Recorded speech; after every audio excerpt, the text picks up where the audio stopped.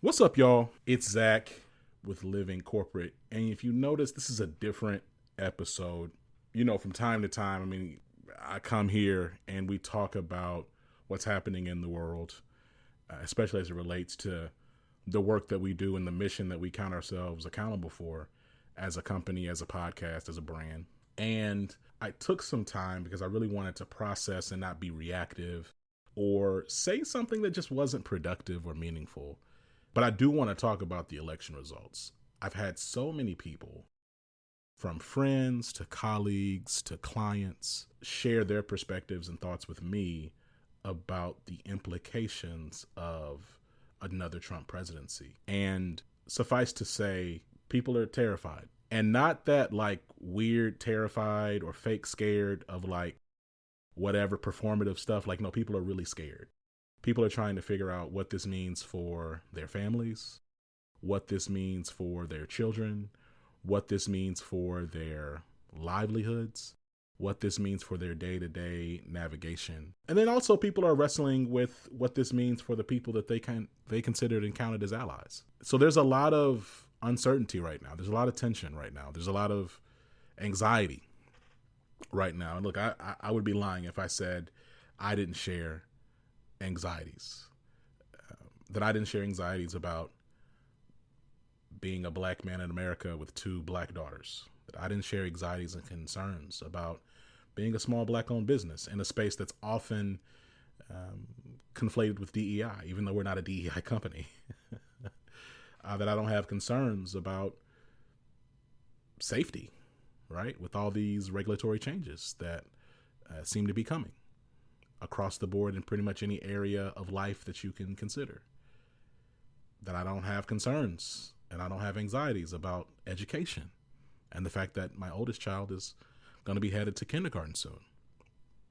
And that over the next 4 years, both of my children will be in public school or be in some type of school, right? In fact, I don't know if they're going to be in public school now. And so I'm not here to actually like cite a bunch of policies. Y'all know I'm not a politician. I don't sit on the Hill. I am not a lobbyist. What I will speak to is the reality for experience management, employee experience and customer experience alike. And the reality there is that organizations are still going to need to create the best possible experiences for their customers and their employees. That means that their employees are going to need to feel respected. They're going to need to feel invested in. Customers are going to want the best possible experience and being treated fairly. And I still believe that companies are going to want to understand what's happening in their own business. That companies are still going to value insight. If I could give a silver lining to anything in this moment, it would be that some of the performative and symbolic gestures that so often come with employee experience will go away. And they're going to go away because organizations are less incentivized to do any of that. And they're going to go away because employees have less and less patience and tolerance for hollow gestures. So that means, though, that there are going to be some DEI, quote unquote DEI practitioners that have to find something else to do. And while I find it sad for anyone to have to change their livelihood or lose their livelihood, I also believe it's a good thing that the space of employee experience and customer experience will be filled with things, or rather there will be pressure to deliver experiences and solutions that are impactful. And so when I think about Living Corporate and I put on my CEO founder hat, I'm still excited. I still am optimistic about the fact that we have and exist in three very clear, distinct lanes. We have brand storytelling, which is all about helping organizations amplify the work that they're doing through telling the stories of their leadership, and amplify the culture and place that they work to attract talent to work at their companies. I think about our partnerships with Intuit, think about our partnerships with Pfizer in the past, as well as Amazon and several others.